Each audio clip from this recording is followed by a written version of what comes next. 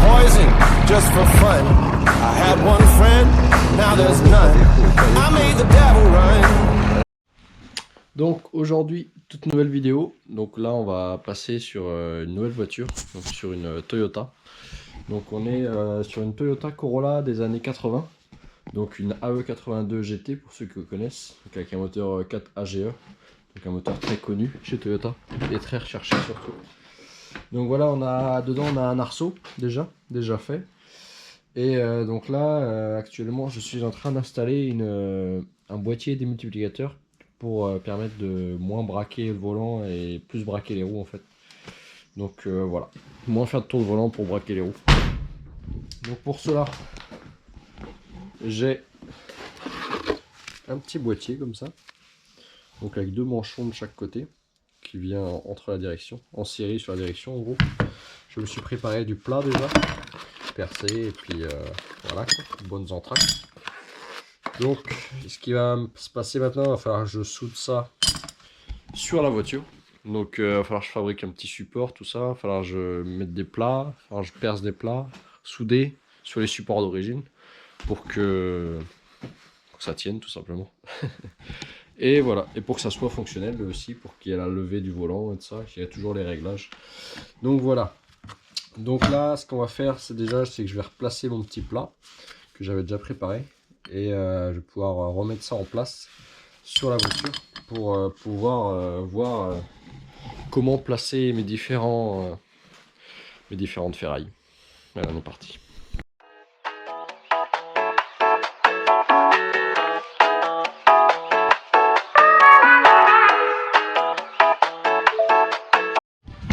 Donc là, je viens de percer donc le manchon là pour mettre une vis que j'ai soudé sur la colonne aussi, mais je vais mettre une vis en plus qui traverse, au moins ça va, je vais avoir deux sécurités quoi au cas où.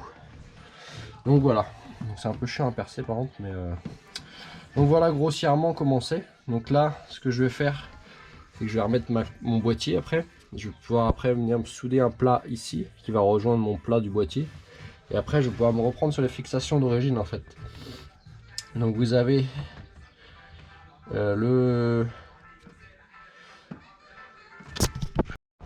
donc vous avez les trous de fixation là déjà d'origine. Donc au moins je vais me reprendre là-dessus et ça va être beaucoup plus simple. Et au moins ça fera un aspect d'origine. Surtout j'aimerais bien réutiliser le bas haut là de la colonne pour pouvoir régler comme je veux.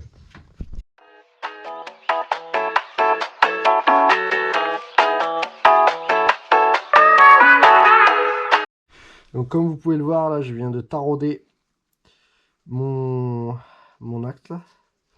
Je vais pouvoir mettre une vis comme ça collée et comme ça va retenir le mouvement de cisaillement comme ça. Donc ça va être le top. Donc là je suis venu mettre une petite vis sans tête que je vais venir coller dedans et comme ça va être top. Donc voilà. Donc là comme vous pouvez le voir, j'ai soudé mon premier plat, donc le plat du bas là, qui va suivre la colonne. Donc là j'ai mis mon emmanche, donc vous voyez mon volant comment il est. Donc il faut savoir que normalement je vais enlever une épaisseur là. Je vais mettre un plat parce que là je suis trop près du volant sinon. Je fais mon support. Donc là vous voyez j'ai mis des plats qui rejoignent les fixations d'origine. Donc voilà. Donc là j'ai vérifié tout marche bien. Donc là ce qui va me rester à faire c'est tout souder, couper et pour que ça ait un aspect plus harmonieux on va dire, pour que ça fasse plus propre. Et puis peindre et puis remonter ça en lieu et place définitivement. Donc voilà, donc plus qu'à tout démonter. Donc voilà la pièce que du coup j'ai assemblée dans la voiture. Donc voilà ce que ça donne. Il va falloir que je soude tout maintenant, parce que là j'ai juste pointé. Et la peindre, la mettre propre. Parce que là vous voyez c'est des bouts de plat qui sont pas bien coupés et tout ça. Et la peindre et puis la remonter sur la voiture.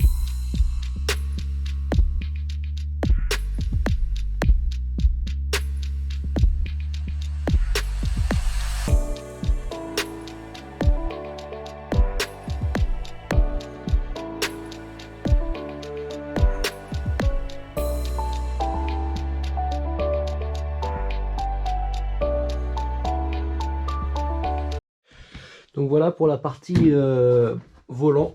Donc là j'ai remonté mon support, mon compteur. Après je vais pouvoir réadapter je pense mes caches volants que j'ai là. Ça fera propre. Donc voilà, donc là je vais la changer cette partie là. Je vais mettre une plus courte parce que là, le volant est très proche de moi sinon. Et voilà ce que ça donne. Donc plutôt bien. Au moins ça donne un aspect d'origine mais avec une direction démultipliée. J'ai aussi changé mon emplacement de batterie, donc je l'ai mis à droite. Il va me rester à faire, c'est refaire aussi une protection sur le réservoir pour éviter qu'il y ait des fuites, en cas de fuite, pour éviter que ça aille partout dans l'habitacle. Donc maintenant que la partie habitacle est bien avancée, on va passer à la partie moteur. Donc là, ce qui se passe, c'est que j'ai un gros problème au niveau du ralenti et de la richesse. Donc ça, j'ai trouvé un problème. Donc pour la richesse, en fait, j'avais un tuyau là. J'ai un tuyau pour savoir la pression collecteur. Donc on a un capteur MAP qui est ici. Donc entre les deux, j'avais un tuyau en ferraille qui a rouillé avec le temps, je pense, et qui est venu se boucher en fait tout simplement. Donc j'avais du coup le capteur, il mesurait plus de pression forcément. Donc il y avait 100 soucis. Donc là, elle tourne beaucoup mieux déjà. Mais maintenant, il y a un souci au ralenti, c'est qu'elle oscille. Donc toute seule. Donc il va falloir que je trouve ce souci là déjà. Et pour ça, il va falloir que je ressorte. Pour ça, il va falloir que je ressorte les anciennes méthodes. Donc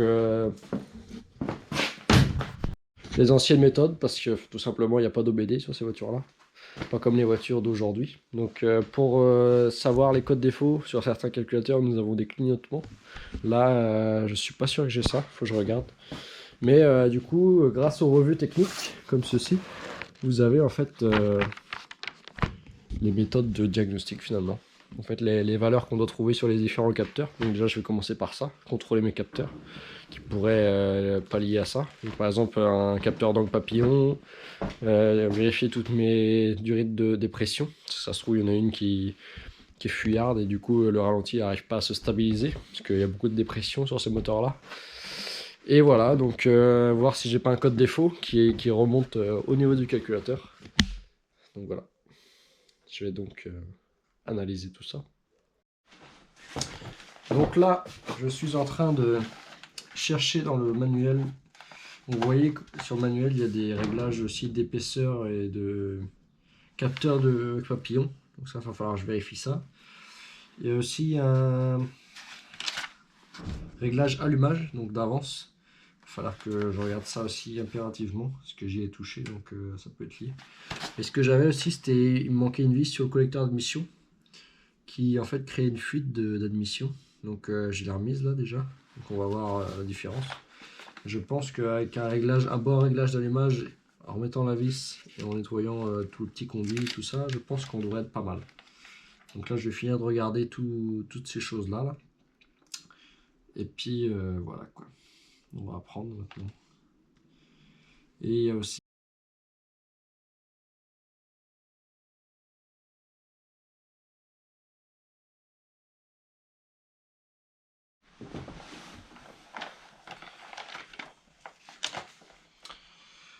Après avoir trouvé la plage de réglage d'avance à l'allumage, je me suis rendu compte que j'avais pas de prise diagnostique.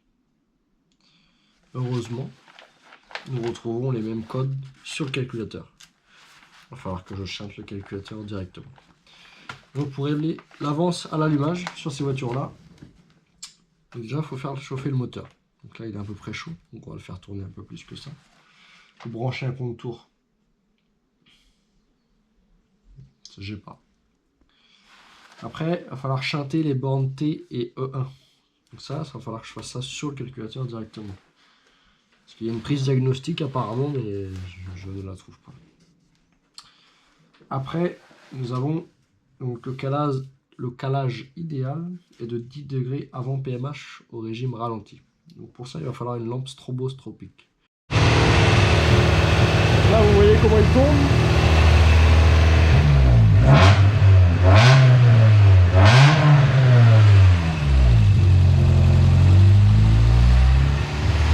Pas ce que j'ai fait. Mais voilà.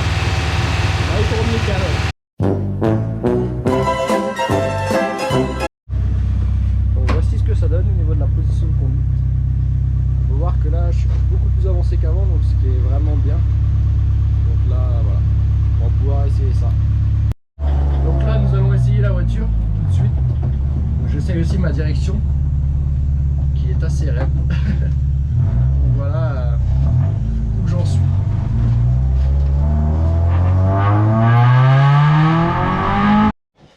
Donc maintenant que le boîtier directionnel est installé, je rencontre un autre souci, c'est que la direction est vachement raide. Donc là j'ai levé les roues bien sûr.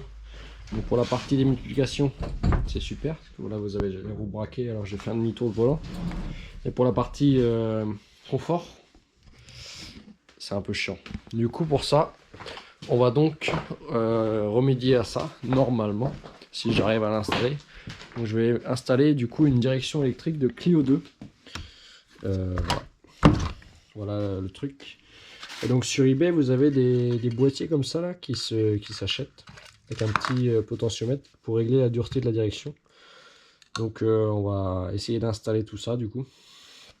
Ce que je vais faire je pense c'est que je vais couper ça déjà et essayer de diminuer au max le gabarit quoi. Et donc là je suis en train de finaliser mon montage du coup. Donc je suis venu souder ici ma bague qui va venir dans la colonne d'origine avec le démultiplicateur. Là j'ai refixé mon support d'origine, donc je l'ai reformé un petit peu et avec le support de l'autre de la colonne électrique j'ai réussi à me remettre dessus. Ça c'est bien. Et donc au bout je vais venir mettre tout simplement le cardan d'origine de la Clio. Et donc sur la cannelure, je vais venir ressouder la cannelure de la Toyota. Comme ça j'aurai juste à manchonner et ça fera que deux soudures pour la direction. Donc une soudure là et une soudure au niveau de la cannelure. Donc c'est ce qui fait que c'est pas trop mal. Ça évite d'avoir des fragilités sur la colonne au moins. Donc là il y a 2 points de soudure. Plus celle au niveau du moyeu détachable de volant et c'est tout. 3 points quoi ça fait. Donc c'est plutôt bien. Donc en plus de ça, après, je vais venir percer ma bague là et je vais venir tarauder. Comme ça, je vais venir mettre une vis dedans pour voilà, de perdre de matière au niveau de la soudure là, que ça se défait pas et que je me retrouve pas avec un volant dans le vide quoi. Donc voilà le support. Donc j'ai gardé la partie qui pivote comme ça pour le fixer, c'est beaucoup plus simple. Donc voilà, donc là je me suis remis des pièces là que je vais venir ressouder. Je vais redémonter ma plaque là, mon support, pour finir de souder tout ça. Donc voilà, on avance plutôt bien dans le truc, donc on n'a plus qu'à continuer.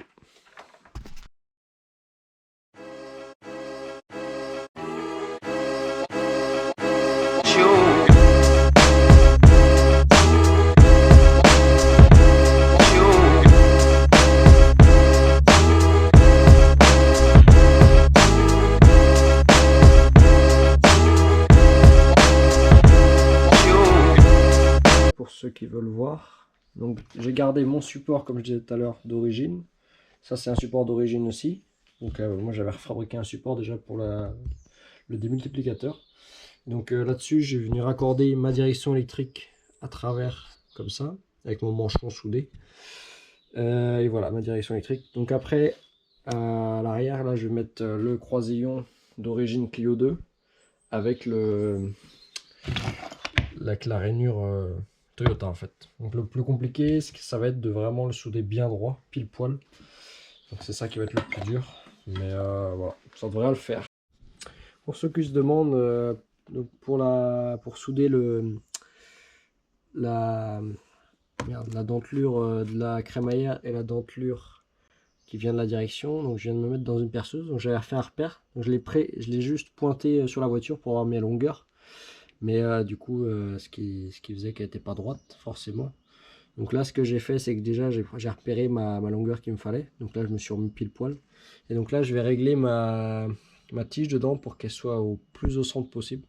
Qu'elle soit au plus droit possible, bien sûr. Donc voilà. Et comme ça, après, je vais pouvoir faire tourner la perceuse comme ça. Et voir comment elle tourne. Et voilà, quoi. Tout simplement, pour être le plus droit possible. Donc l'idéal, là... Ce qu'il faudrait, c'est un tour. Parce que au moins vous voyez directement et vous pouvez repousser suivant là où ça tourne pas bien. Mais là j'ai pas ça. Du coup on fait avec les moyens du bord. Je suis en train de mettre en place le... Donc là la direction est remise en place, donc comme vous pouvez le voir. Donc voilà ce que ça donne. Après il y aura les cages, donc normalement ça se verra pas. À voir si je peux les remettre, normalement oui. Et là je suis en train de... Donc voilà où on est la direction. Donc là j'ai tout remonté, tout mis en place. Donc, vous voyez j'ai mis un petit connecteur pour le potentiomètre. Donc un double voie comme ça sur un faisceau de moto. J'ai récupéré. Ça va être un plus 12 volts et une masse. Ça aussi, il va falloir que je mette ça en plus après contact. Donc, ce qui est bien avec les supports d'origine, comme j'ai repris les deux en même temps, j'ai mon attache câble qui est toujours là. Donc ça va être top ça au moins, ça va faire propre. Mon petit cardan. Et puis voilà, on est pas mal. Donc là on va pouvoir installer ça, réinstaller et placer le boîtier là où on veut au moins. Voir comment je le place. Donc voilà. Donc vous voyez j'ai tout remis au niveau du tableau de bord. Donc j'ai fixé tous mes fils et tout ça aussi en dessous. Donc vous voyez là au moins c'est assez propre. J'ai fini aussi le câblage de mon petit tableau de bord. Donc il me reste à le refixer là, bien le fixer. J'ai aussi redescendu un peu mon siège. Donc voilà, régler mes harnais. Donc voilà, la batterie est juste ici. Il me reste là à fixer mon lave-glace et brancher mon lave-glace. Et voilà, en gros ce qu'il me reste à faire dans les grosses lignes. Voilà, donc j'ai toujours la boîte à gants. Au moins je peux mettre des petits trucs dedans. Des fois c'est pratique. Qu'au moins tout reste dedans quoi. Donc voilà, donc là la grosse partie ça va être le réservoir là, qui me reste. Là, le fût qui va dessus. Et voilà, après ça va être beaucoup de carrosserie. Donc une peinture complète là bientôt. Puis la mise au propre quoi, faire un petit contrôle, l'entretien. Pourquoi pas aussi mettre des arbres à cam là, donc, je suis en train de voir ça là, parce que j'ai peut-être moyen